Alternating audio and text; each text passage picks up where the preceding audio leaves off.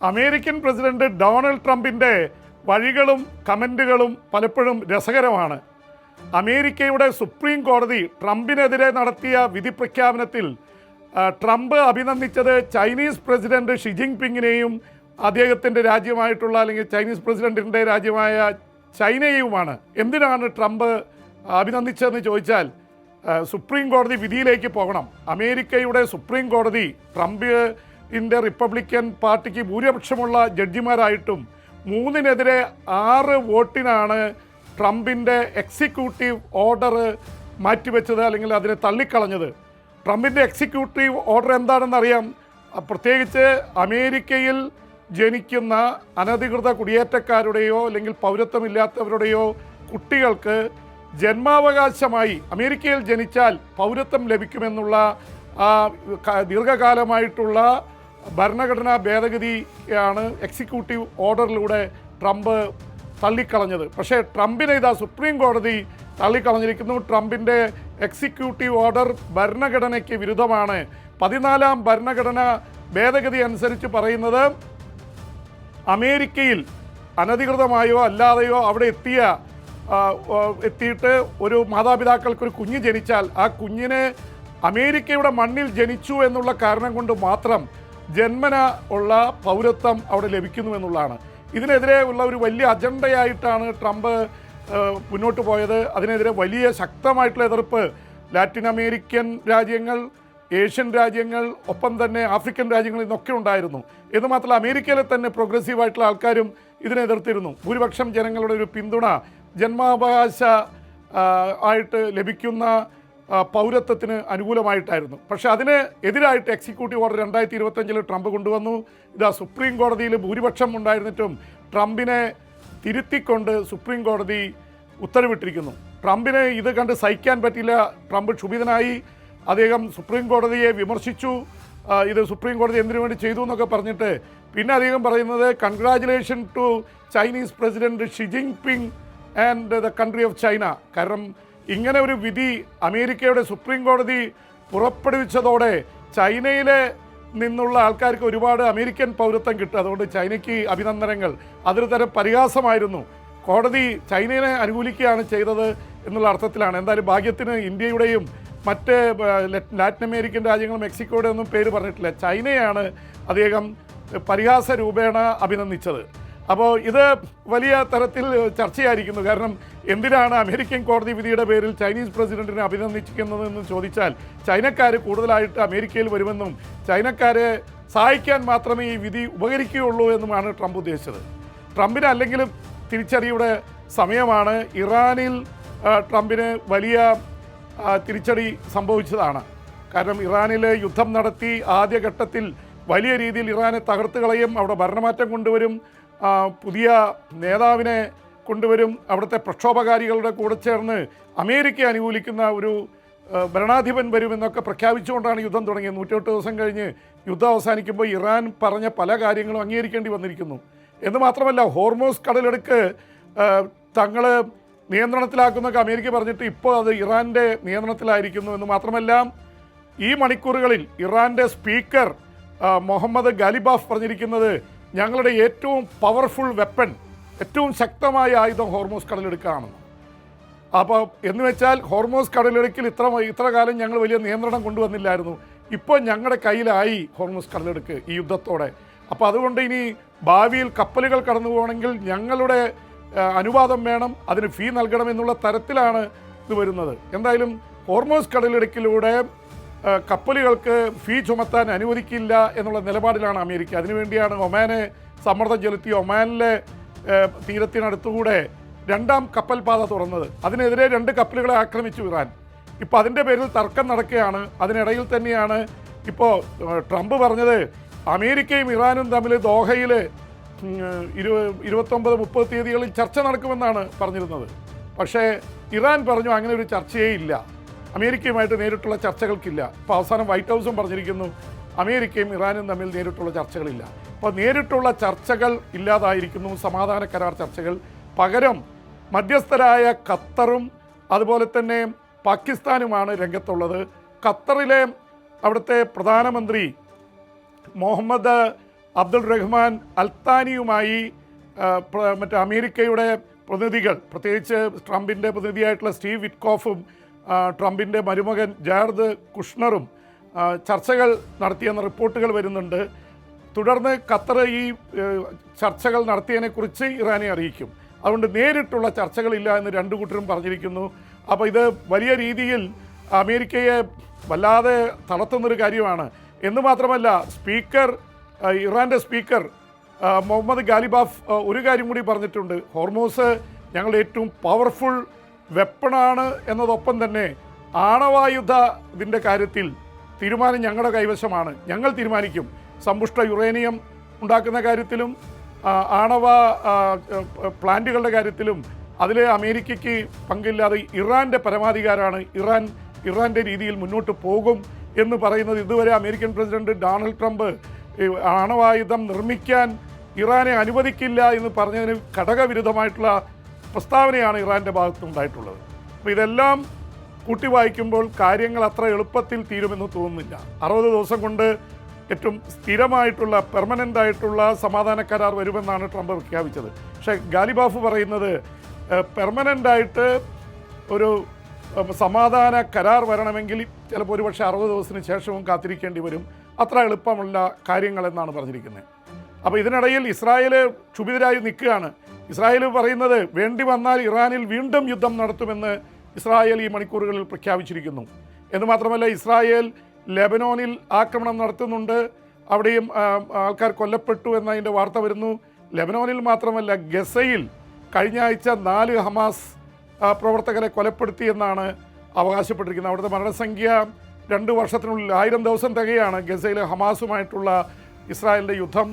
ഇപ്പോൾ 73,025ഓളം പേർ ഇതിനകം ഇസ്രായേലി ആക്രമണത്തിൽ കൊല്ലപ്പെട്ടിട്ടുണ്ട്. അതിൽ 20,000-ലേറെ പേർ കുട്ടികളാണ്. ഏതാണ്ട് അത്ര തന്നെ സ്ത്രീകളും കൊല്ലപ്പെട്ടിട്ടുണ്ട്. അപ്പോൾ ഇത് സംബന്ധിച്ചുള്ള തർക്കങ്ങൾ നടക്കുമ്പോഴാണ് ഗസയിലേക്കും അതുപോലെ തന്നെ ലെബനനിൽ ഒരു ഹെസ്ബുള്ള മിലിറ്റൻറ്റിനെ കൂടി കൊലപ്പെടുത്തിയെന്നാണ് അമേരിക്കയുടെയും ഇസ്രായേലിൻ്റെ വക്താവ് പറഞ്ഞിരിക്കുന്നത്.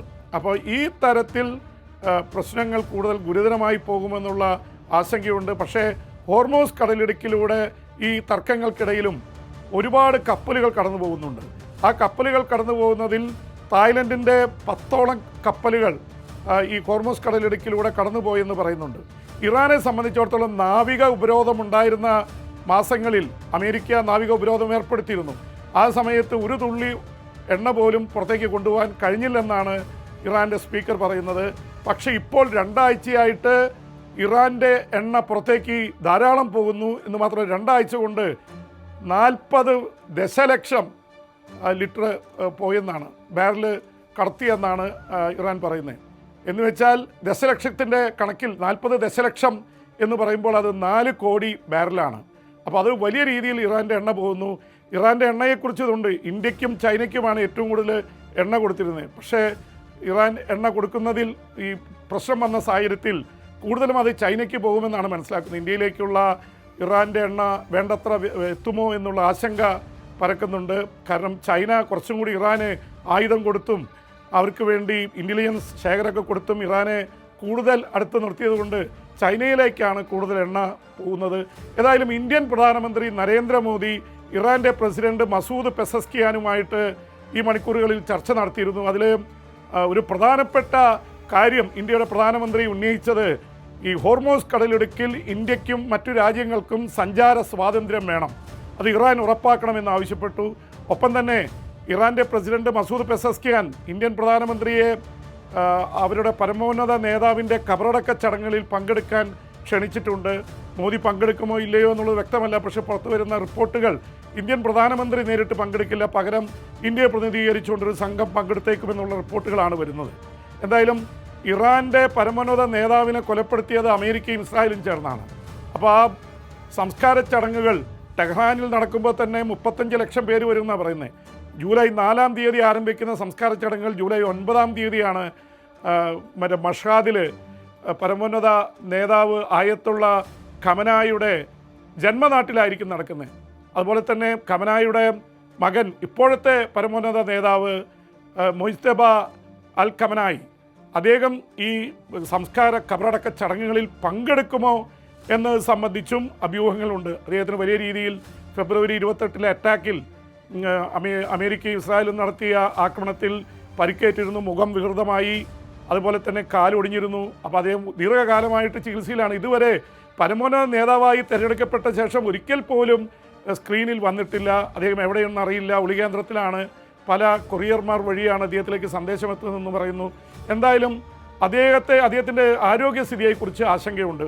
ഒരുപക്ഷേ ജൂലൈ 4 തീയതി അടുത്ത 2-3 ദിവസത്തിനുള്ളിൽ നടക്കാൻ പോകുന്ന പിതാവിൻ്റെ സംസ്കാര ചടങ്ങുകളിൽ മൊയ്ത്തുബ പങ്കെടുക്കുമോ ഇല്ലയോ എന്നുള്ളതാണ് വലിയ ചർച്ചാ വിഷയം.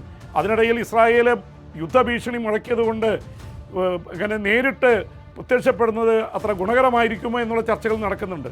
കാരണം ഇസ്രായേലും അമേരിക്കയും കൂടി ടാർഗറ്റ് ചെയ്താണ് ആയത്തുള്ള ഖമനായിയെ കൊലപ്പെടുത്തിയത്. അപ്പോൾ ഇപ്പോഴും ഇസ്രായേലിൻ്റെ ആ ഭീഷണി നിലനിൽക്കുന്നുണ്ട്. ഇസ്രായേൽ അമേരിക്കയുടെ ഈ സമാധാന ചർച്ചകൾക്ക് അനുകൂലമായ നിലപാടിലല്ല നിൽക്കുന്നത്. ഇസ്രായേലിന് പണം കൊടുക്കുന്നത് തടയാൻ ഉള്ള നീക്കങ്ങൾ അമേരിക്കയുടെ ഭാഗത്ത് നടക്കുന്നുണ്ട്. പക്ഷേ പ്രതിപക്ഷമായ ഡെമോക്രാറ്റിക് പാർട്ടിയിൽ തന്നെ അത് 2 വാദഗതിയാണ്. ചിലർ ഇസ്രായേലിന് കൂടുതലായിട്ട് പണം നൽകണം, സാമ്പത്തിക സഹായം നൽകണം, ആയുധങ്ങൾ നൽകണം എന്നുള്ള വാദമാണ്. മറുഭാഗത്തിന് എതിർപ്പാണ്. പ്രത്യേകിച്ച് അവിടുത്തെ ജൂത ലോബി, ഇസ്രായേലിനെ അനുകൂലിക്കുന്ന ലോബി വളരെ ശക്തമാണ് ഡെമോക്രാറ്റുകൾക്കിടയിലും ഭരണകക്ഷിയായ റിപ്പബ്ലിക്കൻ പാർട്ടിക്കിടയിലും. പക്ഷേ ട്രംപ് ഈ ഇസ്രായേൽ പ്രധാനമന്ത്രി ബെഞ്ചമിൻ നെതന്യാഹുവുമായിട്ട് അഭിപ്രായ ഭിന്നത കൊടുത്തതോടെ ഇസ്രായേലിനെ കൂടുതലായിട്ട് സഹായിക്കരുത് എന്നുള്ളൊരു വാദം വന്നിട്ടുണ്ട്. അതാണ് ഒരു പക്ഷേ അമേരിക്കയിൽ വലിയ ആശയക്കുഴപ്പം ഉണ്ടാക്കിയിട്ടുള്ളത്. പൊതുവെ ഇസ്രായേലിനോട് അനുകൂലമായ നിലപാടുണ്ടായിരുന്ന അമേരിക്കൻ ജനത ഭൂരിപക്ഷം ഇസ്രായേലിൻ്റെ കൂടെ കൂടി ഇറാനിൽ ആക്രമണം നടത്താൻ പോകേണ്ട കാര്യമില്ലായിരുന്നു എന്ന അഭിപ്രായത്തിൽ എത്തി നിൽക്കുന്നു. നവംബറിൽ തെരഞ്ഞെടുപ്പ് നടക്കുമ്പോൾ അതൊക്കെ കാര്യമായി ബാധിച്ചാൽ ട്രംപിൻ്റെ പാർട്ടിക്ക് വലിയ തിരിച്ചടി നേരിടേണ്ടി വരും. അപ്പോൾ ഇതെല്ലാം കൂടി വരുന്ന കാലത്താണ് ട്രംപിന് ഇപ്പോൾ സുപ്രീം കോടതി കൂടി ട്രംപിനെതിരെ തിരിഞ്ഞിരിക്കുന്നത്. സുപ്രീം കോടതിയിൽ 9 ജഡ്ജിമാരിൽ സാധാരണ രീതിയിൽ 6 പേർ റിപ്പബ്ലിക്കൻ പാർട്ടി നിയമിച്ചവരും അതിൽ ട്രംപ് നിയമിച്ചവരുമുണ്ട്, 3 പേർ ഡെമോക്രാറ്റിക് പാർട്ടിയുടേതുമാണ്. പക്ഷേ വിധി വന്നപ്പോൾ 3 പേർ റിപ്പബ്ലിക്കൻ പാർട്ടിയിൽ നിന്ന് ഡെമോക്രാറ്റുകളുടെ കൂടെ കൂടി 6 പേരും ട്രംപിനെ എതിർക്കുകയും 3 പേരാണ് ട്രംപിൻ്റെ എക്സിക്യൂട്ടീവ് ഓർഡറിന് അനുകൂലമായി വിധിച്ചത്. അപ്പോൾ 3-നെതിരെ 6 വോട്ടുകൾക്ക് ട്രംപ് പരാജയപ്പെട്ടു എന്നുള്ളതാണ് യാഥാർത്ഥ്യം. അതുകൊണ്ടാണ് ട്രംപ് ക്ഷുഭിതനായിട്ടിരിക്കുന്നത്. തങ്ങൾക്ക് ഭൂരിപക്ഷമുള്ള സുപ്രീം കോടതി തനിക്കെതിരെ വിധി പറഞ്ഞു എന്നുള്ളത് ട്രംപിനെ വല്ലാതെ ക്ഷോഭിപ്പിച്ചിരിക്കുകയാണ്. പക്ഷേ ഈ അടുത്ത കാലത്തായിട്ട് ട്രംപിന് നല്ല കാലമല്ല. അപ്പോൾ ഈ രീതിയിൽ പ്രശ്നങ്ങൾ നടക്കുമ്പോൾ തന്നെ ഇറാൻ്റെ കാര്യം ഇങ്ങനെയാണെങ്കിൽ യുക്രൈനിലേക്ക് ചെല്ലുമ്പോൾ യുദ്ധം വീണ്ടും കനത്തിരിക്കുകയാണ്. യുക്രൈൻ യുദ്ധം തുടങ്ങിയിട്ട് 4.5 വർഷത്തിലേറെയായി. പക്ഷേ 2022 ഫെബ്രുവരി 24-ലാണ് യുദ്ധം ആരംഭിച്ചത്. അപ്പോൾ ഈ സമയത്ത് യുക്രൈൻ്റെ വലിയ ആക്രമണമാണ് നമ്മൾ കണ്ടുകൊണ്ടിരിക്കുന്നത്. കഴിഞ്ഞ 3-4 ദിവസമായിട്ട് യുക്രൈൻ വ്യാപകമായി ആക്രമണം നടക്കുകയാണ്. റഷ്യ തിരിച്ചടിക്കുന്നുണ്ട്. ആദ്യം യുക്രൈനാണ് കയറിയിട്ട് അവിടുത്തെ റിഫൈനറികൾ, എണ്ണ സംഭരണ കേന്ദ്രങ്ങൾ, അതുപോലെ തന്നെ ക്രെംലിനിലെ പ്രധാനപ്പെട്ട സൈനിക സ്ഥാപനങ്ങളൊക്കെ ഡ്രോൺ അയച്ച് തകർത്ത് കളഞ്ഞു. ഇപ്പോൾ ഏറ്റവും അവസാനം സംഭവിച്ചിരിക്കുന്നത് ഈ മണിക്കൂറുകളിൽ വരുന്നൊരു വാർത്ത, അവിടുത്തെ സ്പേസ് കമ്മ്യൂണിക്കേഷൻ സെൻറ്റർ, ഉപഗ്രഹങ്ങളെ നിയന്ത്രിക്കുന്ന റഷ്യയുടെ തന്ത്രപ്രധാനമായിട്ടുള്ള ഉപഗ്രഹത്തിൻ്റെ സൈറ്റും അതിൻ്റെ സെൻറ്ററും ഡ്രോൺ ഉപയോഗിച്ച് തകർത്തു എന്ന വാർത്ത കൂടി വരുന്നു. റഷ്യൻ പ്രസിഡന്റ് വ്ളാഡിമിർ പുടിൻ വല്ലാത്ത അസ്വസ്ഥതയിലാണ്. എന്ന് മാത്രമല്ല ഇന്ധനക്ഷാമം യുക്രൈൻ ആക്രമണം മൂലം ഉണ്ടായി എന്ന് റഷ്യയുടെ പ്രസിഡന്റ് പുടിന് സമ്മതിക്കേണ്ടി വന്നിരിക്കുകയാണ്. അപ്പോൾ അവിടെയും പ്രശ്നങ്ങൾ രൂക്ഷമാണ്. യുക്രൈനിലേക്ക് ആക്രമണം നടക്കുന്നുണ്ട്. കഴിഞ്ഞ ദിവസങ്ങളിലായിട്ട് 12 പേർ കൊല്ലപ്പെട്ടു. വീണ്ടും ആക്രമണം നടക്കുന്നു. അവിടുത്തെ എനർജി സെൻറ്റേഴ്സ്, കീവ് അടക്കമുള്ള പല കേന്ദ്രങ്ങളിൽ ഇന്ന് രാവിലെ കിഴക്കൻ യുക്രൈനിലേക്ക് റഷ്യയുടെ ആക്രമണം ഉണ്ടായി. അപ്പോൾ റഷ്യയും യുക്രൈനും തമ്മിലുള്ള യുദ്ധം കൂടുതൽ രൂക്ഷമാവുകയാണ്. ട്രംപിനെ സംബന്ധിച്ചിടത്തോളം താൻ അധികാരത്തിൽ വന്ന ഒറ്റ ദിവസം കൊണ്ട് യുദ്ധം അവസാനിപ്പിക്കുന്ന പറഞ്ഞ് ട്രംപിന് ഇത് അവസാനിപ്പിക്കാൻ കഴിഞ്ഞില്ലെന്ന് മാത്രമല്ല യുദ്ധം കൂടുതൽ വാശിയോടെ മുന്നേറുന്ന അവസ്ഥയാണ്. എന്ന് മാത്രമല്ല ഇതിനിടയിൽ യുക്രൈൻ പ്രസിഡന്റ് ഒരു നിർദ്ദേശം മുന്നോട്ട് വെച്ചിരുന്നു. ദീർഘദൂര മിസൈലുകൾ, ലോങ് റേഞ്ച് മിസൈലുകൾ 2 രാജ്യങ്ങളും ഉപയോഗിക്കില്ല എന്ന് ഉറപ്പാക്കണമെന്ന് പറഞ്ഞു. പക്ഷേ അത് റഷ്യയുടെ പ്രസിഡന്റ് വ്ളാഡിമിർ പുടിൻ തള്ളിയിരിക്കുകയാണ്. അദ്ദേഹം പറയുന്നത് ദീർഘദൂര മിസൈലുകൾ റഷ്യ ഉപയോഗിക്കും, ഇത് വലിയ രീതിയിൽ ഉക്രൈൻ സമ്മർദ്ദത്തിലാണ്. ഈ ലോങ് റേഞ്ച് മിസൈലുകൾ കീവിലും മറ്റു പ്രദേശങ്ങളിലും വരുന്നത്. അത് തടയാൻ വേണ്ടി ആണ് ഉക്രൈൻ ശ്രമിക്കുന്നത്. ഉക്രൈൻ അതിർത്തിയിൽ തന്നെ മുഴുവൻ സൈനികരെയും വിന്യസിച്ചിരിക്കുകയാണ്. അപ്പോൾ മറ്റു തരത്തിലുള്ള ആക്രമണം വരുമ്പോൾ ഉക്രൈന് റഷ്യയുടെ ആക്രമണം താങ്ങാനാവുന്നില്ല. ആ സമ്മർദ്ദത്തിലാണ് ലോങ് റേഞ്ച് മിസൈലുകൾ, ദീർഘദൂര മിസൈലുകൾ ഉപയോഗിക്കരുത് എന്ന് പറയുന്നത്. എന്തായാലും അത് പുടിൻ തള്ളിക്കളഞ്ഞിരിക്കുന്നു. എന്ന് മാത്രമല്ല, യൂറോപ്യൻ രാജ്യങ്ങൾ വലിയ രീതിയിലുള്ള ഒരു പിന്തുണ ഉക്രൈന് നൽകിക്കൊണ്ട് യുദ്ധം കൂടുതൽ കടുപ്പിച്ചിരിക്കുക. അടുത്ത 40 ദിവസം നിരന്തരമായ ആക്രമണം നടക്കുമെന്നാണ് ഉക്രൈൻ പ്രസിഡന്റ് വോളഡിമിർ സെലൻസ്കി പറഞ്ഞിരിക്കുന്നത്. അപ്പോൾ നേരത്തെ റഷ്യയ്ക്ക് ലോകത്തിലെ രണ്ടാമത്തെ സൈനിക ശക്തി എന്ന നിലയിൽ ഈസി ആയിട്ട് ഉക്രൈനെ തോൽപ്പിക്കുമെന്നാണ് നമ്മൾ പ്രതീക്ഷിച്ചിരുന്നത്. 2 ആഴ്ച കൊണ്ട് ഇതെല്ലാം തീർക്കുമെന്ന് പറഞ്ഞുകൊണ്ടാണ് യുദ്ധം ആരംഭിച്ചത്. പക്ഷേ 4.5 വർഷം കഴിഞ്ഞിട്ടും ഉക്രൈൻ കൂടുതൽ ശക്തിയായി തിരിച്ചടിക്കുന്നു. ഇറാനെ സംബന്ധിച്ചിടത്തോളം ഇറാൻ ഇതുപോലെ തന്നെ ഡ്രോണുകളും ബാലിസ്റ്റിക് മിസൈലുകളുമായി അമേരിക്കൻ ബേസുകളൊക്കെ ആക്രമിച്ച് ഗൾഫ് രാജ്യങ്ങളിലൊക്കെ ആക്രമണം നടത്തിയ പോലെ ആരും പ്രതീക്ഷിക്കാത്ത വിധത്തിൽ ഉക്രൈൻ അണ്ടർഗ്രൗണ്ടിൽ തുരങ്കങ്ങളിൽ വലിയ രീതിയിലുള്ള ഡ്രോണുകൾ നിർമ്മിച്ച് അത് ആയിരക്കണക്കിന് ഡ്രോണുകളാണ് റഷ്യയിലേക്ക് പറത്തി, കമിക്കാസെ ഡ്രോണുകളടക്കം, ആത്മഹത്യാ സ്ക്വാഡ് പോലെയുള്ള ഡ്രോണുകളടക്കം പറത്തിക്കൊണ്ട് വലിയ നാശം വിതച്ചിട്ടുള്ളത്.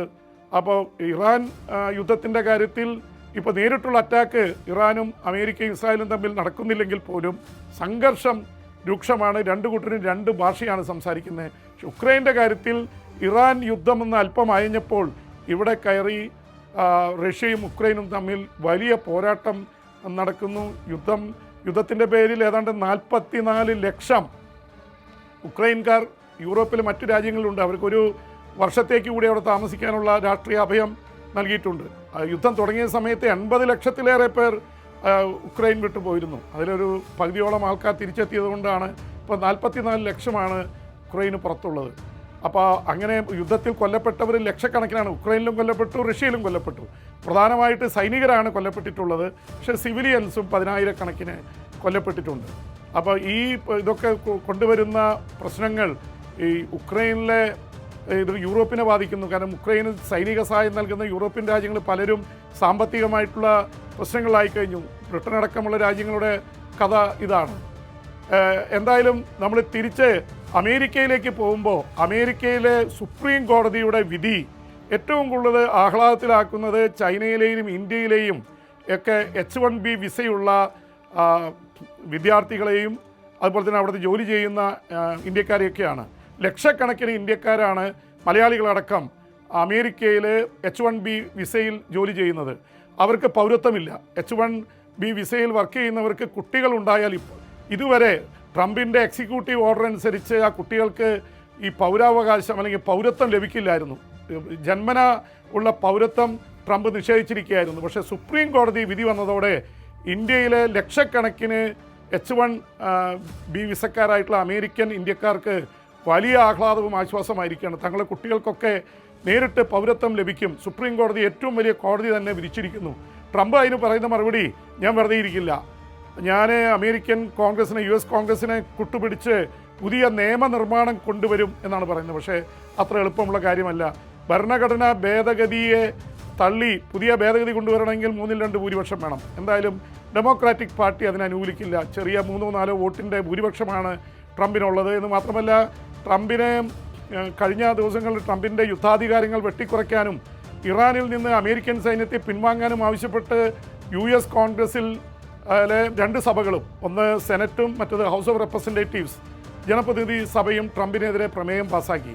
ചെറിയ ഭൂരിപക്ഷത്തിനാണ് പ്രമേയം പാസ്സാക്കിയതെങ്കിലും ട്രംപിനത് വലിയ ആഘാതമാണ്. കാരണം റിപ്പബ്ലിക്കൻ പാർട്ടിക്കും ട്രംപിനും ഭൂരിപക്ഷമുള്ള 2 സഭകളിലും ട്രംപ് തോറ്റിരിക്കുന്നു.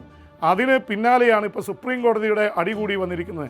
അതുകൊണ്ട് ട്രംപ് പറയുന്നത് പുതിയ നിയമനിർമ്മാണം കൊണ്ടുവരും, പുതിയ ആൾക്കാർക്ക് അല്ലെങ്കിൽ അവിടെ ജനിക്കുന്ന അനധികൃതമായ കുടിയേറ്റക്കാരുടെയോ അല്ലെങ്കിൽ പൗരത്വമില്ലാത്തവരുടെയോ മക്കൾക്ക് ജന്മന പൗരാവകാശം എന്നുള്ളത് അനുവദിക്കില്ല എന്നുള്ള നിലപാടിൽ തന്നെ ട്രംപ് ഉറച്ചു നിൽക്കുകയാണ്. അത് സ്വാഭാവികമായിട്ടും അത്ര എളുപ്പമല്ല ട്രംപിനത് നടപ്പിലാക്കാൻ. കാരണം ഭരണഘടനാ ഭേദഗതിയെ പരാജയപ്പെടുത്തണമെങ്കിൽ അത്ര വലിയ ഒരു ഭൂരിപക്ഷം, 3-2 ഭൂരിപക്ഷം ലഭിക്കണം. അത് അത്ര എളുപ്പത്തിൽ നേടാൻ ട്രംപിന് കഴിയില്ല. സുപ്രീം കോടതി വളരെ സ്ട്രോങ് ആയിട്ട് ഭരണഘടനയെ കൂട്ടുപിടിച്ചുകൊണ്ട് ട്രംപിൻ്റെ ഈ നീക്കങ്ങൾക്കെതിരെ വിധി പറഞ്ഞിരിക്കുകയാണ്. അപ്പോൾ ഇതൊക്കെ കൂട്ടി വായിക്കുമ്പോൾ ട്രംപിനെ സംബന്ധിച്ചിടത്തോളം ട്രംപിന് രാഷ്ട്രീയമായിട്ട് ഇറാനിലും അതുപോലെ തന്നെ തിരിച്ചടി ഇപ്പുറത്തും ഉണ്ടായിരിക്കുന്നു.